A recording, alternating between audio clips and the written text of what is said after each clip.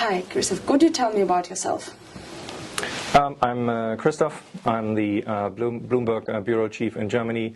We've got 3 bureaus here, one here in Berlin, which is predominantly focused on government reporting. We do tech reporting from here. We also got a bureau in Frankfurt as the financial hub of Germany, and a third bureau, which is slightly smaller, that's based in Munich, because a lot of important German companies are based there, and we basically contribute with these 3 bureaus to our global network of Bloomberg offices around the world. And yeah, I'm in charge and run the 3 bureaus in Germany for Bloomberg News. What do you like more in your profession? I like the opportunity to meet a lot of different people, dig into like a lot of like different stories, stories that keep changing all the time, stories that development, stories that ultimately should generate like a sort of a value add for people who read Bloomberg News or follow us on TV, on our radio channels. So stories that are actually telling something new and like actually describe a new development.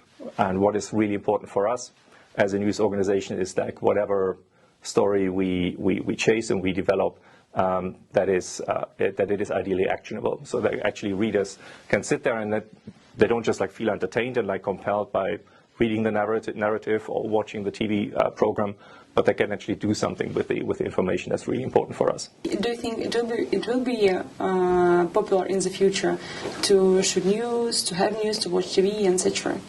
I think it will become more and more important, actually. There are a lot of media organizations which are struggling. I think that is no secret, in particular print newspapers, for example, quite a few magazines, but there are also other media organizations which are thriving, which are a bit more flexible, which have more of a cross-platform approach.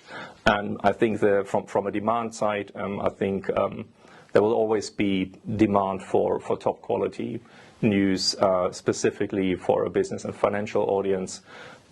We as Bloomberg are probably more of like we have a pretty strong sort of focus on business and capital markets and the financial industry, but there are many other examples as well beyond the area of finance and business where media, especially those who are maybe a bit more specialized, who have a sort of like more narrow target group, where they can really create like a proper business model and also be like economically viable. So it's definitely possible. Okay. Could you tell me about your story? How did you start to work in Bloomberg? I started working at Bloomberg 11 years ago now. So I'm with the company for quite some time now. And back in the days, I was working for a rival news publication, which was Dow Jones and the Wall Street Journal, and I was the correspondent there who was covering the automotive industry in Germany. And back in the days, there was an opportunity to join Bloomberg, learn about like a new team, also a new approach to news, coming more from like a data and technology perspective maybe than like a traditional publishing house like the Wall Street Journal. I thought it was a really compelling opportunity. I knew already some people who worked there, and yeah, that's when I decided to test it out and give it a try. Yeah, here I am, still with the company.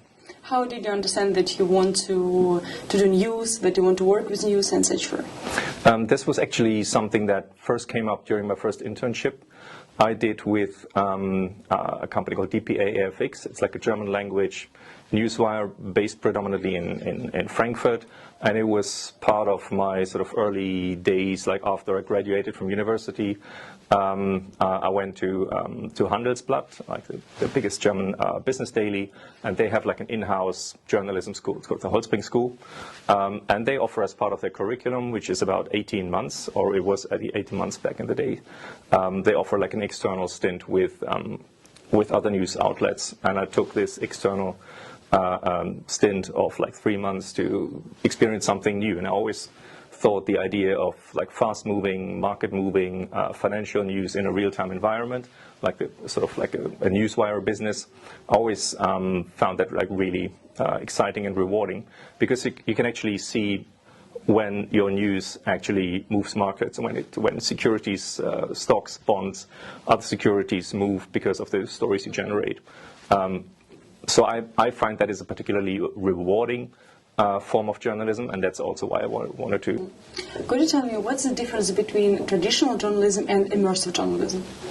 I think traditional journalism is to some degree, or continues to develop, and I think it's something where immersive journalism, or the idea of immersive journalism, has been actually around for quite some time, but it always seemed to some degree something that is looking more ahead into like a sort of like a future sort of opportunity for journalism. But from what I recall, I think the first time I ever heard about immersive journalism is just over 10 years ago. And it was back then already described as like a future field where journalism could develop into. There's a strong technological aspect to it, of course, where I think some of the expectations probably were a bit further ahead than the actual state of technology, but that doesn't mean that we're not getting there. I mean, I think it will continue to be relevant. It's definitely an interesting field, but I'm currently more focused on the sort of day-to-day operations, where we have like a lot of other different trends that we try to accommodate. One example, I think, in traditional journalism, it was very targeted on like the traditional newspaper reader or a magazine reader, or a viewer of a TV program, or a listener of a radio station. And all these things get much more intertwined. So at the moment, like when we at Bloomberg plan stories, it almost entirely or almost always has like a cross-platform approach. We always think about stories in a way of how can we sort of present that idea, that piece of news to the reader. And this doesn't necessarily have to be a text. It can be a chart, it can be a picture, a nice graphic. It can be a good narrative, it can be a written story, it can be a podcast, or it can be a combination of everything. In that context, immersive journalism, I think, can potentially be one component or become like a more important component at some point in the future. But it's not there yet. And I think it's something where when you look at it from like an academic perspective, I think it definitely has an appeal. And it would potentially also, I think, change the way you perceive news. But when you, as I do, sit in a newsroom every day, then probably my focus is more stronger on like the actual operations. Could you also tell me what is a problem right now? What is the issue that, for example, immersive journalism right now, it's not popular like traditional journalism? I think the technology is not quite there yet. I think that's something that has always been like a big promise, that you have sort of like this multi-dimensional approach at some point where you can actually become part of a story and like perceive the piece of news or like a feature idea as part of this cross-platform storytelling. And that can potentially also include immersive journalism at some point in time, I think. Do you think in Bloomberg it will be popular or no? Difficult to tell. It might be at some point in the future. I think from a technological point of view, we as a media organization have probably like a better potential or a better starting point, in a sense that Bloomberg, or like parent company, is very much about financial data and software. So also in our day-to-day operations on the news, in the news department, that plays a much stronger role than it would potentially play at a traditional newspaper that is like 100 years old or so, and that's like a much longer history than we have. Our company is 41 or 42 years old by now, relatively young. From a Bloomberg LP, like the parent company perspective, and Bloomberg News is even younger.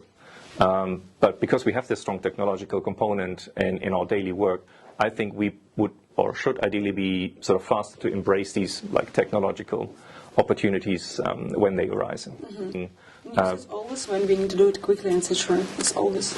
Yeah, because I think the shelf life of like news that we produce is relatively short. So, for example, when we, like this Thursday, the European Central Bank will meet in Frankfurt. They're going to discuss the interest rate situation, development of inflation. We need to report that in that current point in time, in that very second or millisecond. We can't wait like a week to then explain like what actually happened last week. This is not for us. It would be wrong to just pretend there are no challenges. There are always challenges, like because we don't live like in an isolated like world outside, a lot of like the most interesting stories for us are incredibly competitive. Like each and every financial journalist in the world is chasing, I don't know, political decisions, I don't know, by the US administration. Is the US administration going to change? What is China at the moment doing to stabilize its stock market? China, the world's second biggest economy, is having a pretty rough time. Our colleagues just overnight pushed out a story that moved the market there because they tried to prop up the stock market. And these stories, they are, of course, challenging to get to a stage that you can actually push the button and push them out. And that is something where you need to work with a lot of different people, a lot of like different departments. And yes, this can sometimes be also I don't know, a bit of a heated, can be complicated because different people, especially these overarching stories when you have a lot of people from a lot of different bureaus and regions working together, you have to make able that like everybody gets his or her voice and that everybody's being heard and can contribute to the story. At the same time, you always need to make sure that it's efficient as a process, because you can't sit on the story and, I don't know, spend like 6 weeks researching it when the entire rest of the media landscape is chasing the exact same piece of news. You need to make sure that you're faster and you're accurate. And I'd like to try that out at some point. And when they had like a job opening in Frankfurt back then in 2005, I thought I'll give it a try. And that's how I sort of switched into international journalism. But it was not like a plan right from the start. It was something that happened, and there was an opportunity, and I thought, okay, I'll try it out. And it worked. You're happy? I'm very happy. That's cool. I don't have a question. Thank you so much. Thank you. Thank you.